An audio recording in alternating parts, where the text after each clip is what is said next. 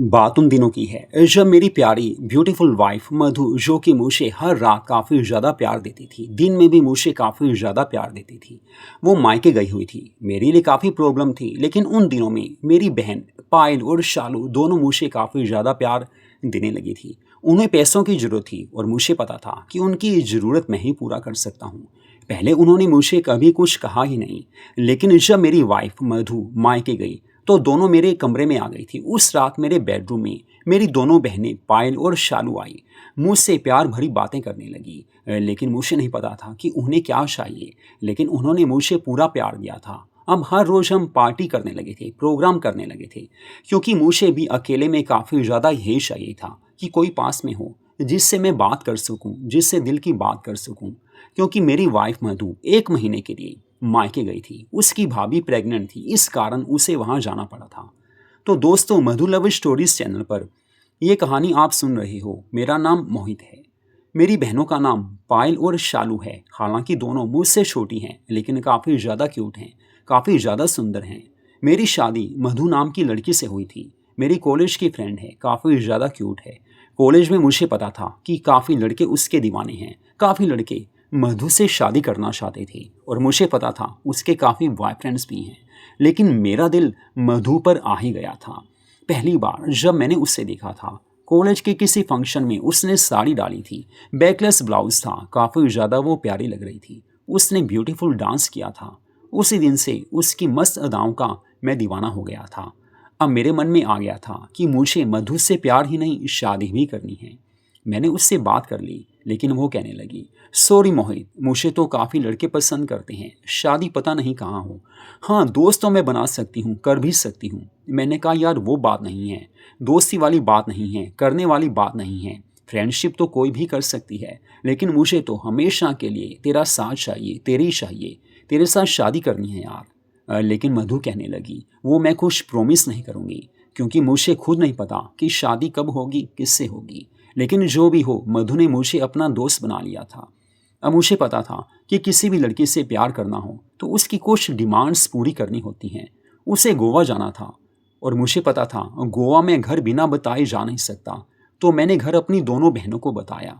अब दोनों बहनें मुझसे काफ़ी ज़्यादा प्यार भी करती थी। तो एक रात पायल और शालू को मैंने अपने बेडरूम में बुलाया और उन्हें दिल की बात कही। देखो यार, तुम दोनों मेरी बहनें हो, छोटी बहनें हो, और मुझे पता है तुम मुझसे प्यार भी करती हो। वो मुस्कुराने लगी थी। हाँ यार, वो तो है। तो मैंने कहा, बस छोटा सा काम है यार, मुझे मधु के साथ गोवा जाना है हफ्ते के लिए। तो वो कहने लगी, तो जाओ ना यार। तो मैंने उन्हें बोला, प्लीज़ यार, मम्मा पापा को मना लेना। तो वो कहने लगी, हाँ मना तो लेंगे, लेकिन वक्त आने पर हमारा कोई काम हो, मना मत करना। मैंने कहा, नहीं यार, बिल्कुल मना नहीं करूँगा। तो प्रॉमिस उन्होंने कर लिया था। तो मम्मी पापा को उन्होंने मना लिया था, क्योंकि उनकी बात मम्मा पापा मान ही जाते थे। तो मधु को लेकर गोवा में मैं 7 दिनों तक रहा था। 7 दिन तक गोवा में मधु के साथ जी भर कर मैंने पूरा प्यार किया था, मस्ती की थी। लेकिन इन्हीं 7 दिनों में मधु को मैंने मना लिया था कि वो मेरे से ही शादी करेगी। घर आकर जब मैंने बात की तो मम्मा पापा तो कहने लगे, देख मोही, तेरी अपनी ज़िंदगी है। अब तेरी कॉलेज लाइफ तो ख़त्म हो चुकी है, तेरी अब जॉब का टाइम है। बस जॉब ढूंढ और शादी कर, हमारी ओर से कुछ मना नहीं है। जो लड़की अच्छी लगती है हमें बता दे, हम उसके घर में बात कर लेंगे। प्रोसीजर भी यही होता है, तुझे जो पसंद है हम बात कर लेंगे। तो मैंने मधु की बात की।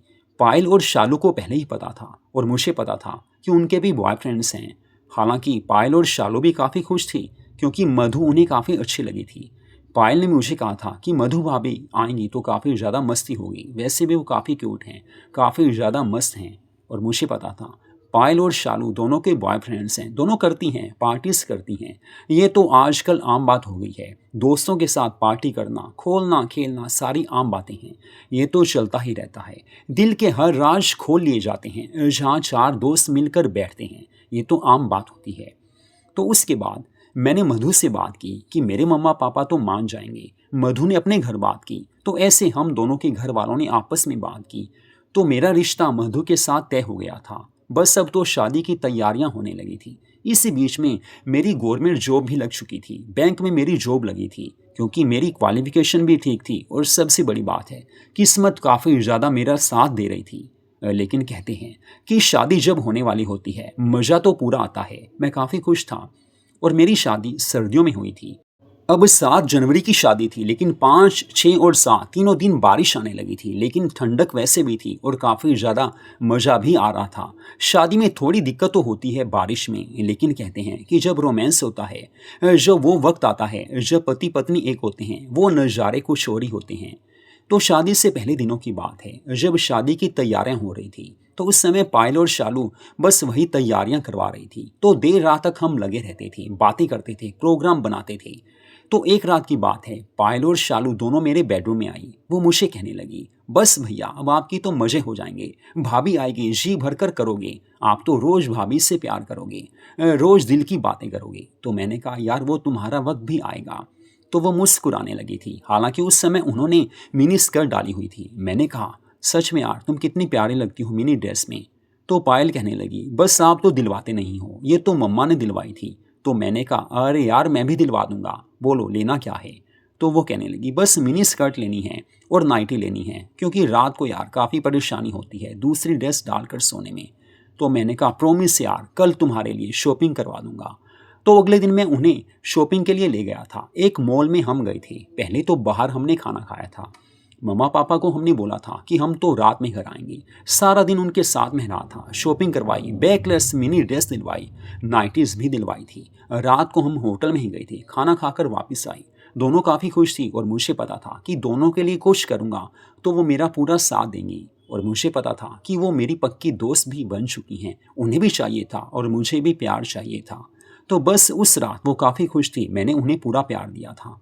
होटल में डिनर करके जब हम घर वापस आए थे तो मम्मा पापा तो सो चुके थे। तो मैंने उन्हें बोला, देखो यार पायल और शालू तुम ऐसे करो, ड्रेस तो तुम ले आई हो लेकिन मुझे डालकर तो दिखाओ। तो उन्होंने ड्रेस चेंज की थी, मुझे डालकर दिखाई। सच में यार काफ़ी वो प्यारी लग रही थी, वो काफ़ी खुश हो गई थी। वो मुझे गले से लगाकर कहने लगी, थैंक यू भैया, आपने कितनी प्यारी और महंगी ड्रेस दिलवाई है। दोनों मुझे प्यार करने लगी थी। मैंने कहा देखो यार तुम मेरी बहनें हो, तुम्हारी खुशी में मेरी खुशी है, अब तुम्हें तो खुश करना ही है। मैंने उन्हें खुश कर दिया था, वो भी काफ़ी खुश थी। मैंने उन्हें यही बोला था कि तुम्हारी खुशी में ही मेरी पूरी खुशी है। लेकिन उसके बाद बस मधु से मेरी शादी वाला दिन भी आ गया था। पायल और शालू ने बैकलेस ड्रेस डाली थी, लहंगा चोली उन्होंने डाला था और सच में वो काफ़ी ज़्यादा प्यारी लग रही थी, काफ़ी ज़्यादा वो क्यूट लग रही थी। मेरे काफ़ी दोस्त उन्हें पसंद करते थे और उनके बॉयफ्रेंड्स भी उस शादी में आए हुए थे, यानी कि मेरी शादी में आई हुई थी। मुझे पता था कि वो ज़रूर करेंगी, इनवाइट ज़रूर करेंगी और पूरा प्यार भी करेंगी, मस्ती भी करेंगी। लेकिन मैं तो मधु को देख रहा था। मधु ने गोल्डन ड्रेस डाली थी। बस मेरा दिल तो मधु का पहले ही दीवाना हो गया था, लेकिन सुहाग रात में उसने मुझे वो प्यार दिया। हालांकि सुहाग रात के कमरे में जाने से पहले पायल और शालू दीदी ने मुझे बोला था, भैया आज तो तुम्हारी शादी हो जाएगी। मैंने कहा बस यार वो तो है ही। उन्होंने कहा था हमारा गिफ्ट। मैंने कहा तुम्हारे 2 गिफ्ट हैं, एक गिफ्ट तो ये लो। मैंने उन्हें गोल्डन रिंग दी थी, दोनों को गोल्डन रिंग मैंने दी थी।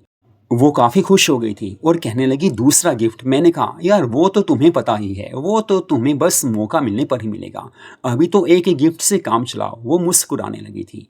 उसके बाद सुहाग रात वाले कमरे में मैं चला गया था। सुंदर सेज सजी हुई थी। मेरी प्यारी वाइफ मधु उस समय लहंगा चोली में उस बेड पर बैठी थी, जो अच्छे से फूलों से सजा हुआ था। पूरा कमरा फूलों से सजा हुआ था। क्या मस्ती का नज़ारा था। चारों ओर गुलाब के फूलों की महक थी। परफ्यूम भी काफ़ी ज़्यादा प्यारा था। पायल और शालू ने ही सारा कुछ अरेंजमेंट करवाया था, क्योंकि वो इस काम में पूरी एक्सपर्ट थी। सजने संवरने में और कमरा सजाने में उन जैसा कोई हो नहीं सकता। लेकिन मैंने मधु का हाथ पकड़ा, उससे आई लव यू बोला, कुछ दिल की बातें हुई। उसके बाद बस वो मुस्कुराने लगी। लेकिन उसके बाद हम उस दुनिया में चले गए जहाँ से 3-4 बार के बाद तो उससे पहले तो वापस आ नहीं जाता। 4 बार हम उस दुनिया में गए थे जहाँ पर जाकर वो पूरा प्यार मिलता है, पूरी खुशी मिलती है। मैंने पहले उससे गले से लगाया था, फिर पूरा प्यार किया था। हमारी शादीशुदा जिंदगी की ये मधुर शुरुआत थी, लेकिन पता ही नहीं चला कि रात बीत भी गई, सुबह भी हो गई, लेकिन वक्त का पता ही नहीं चला। सुबह नींद आ रही थी, लेकिन पायल और शालू दोनों मेरी बहनें काफ़ी ज़्यादा क्यूट हैं।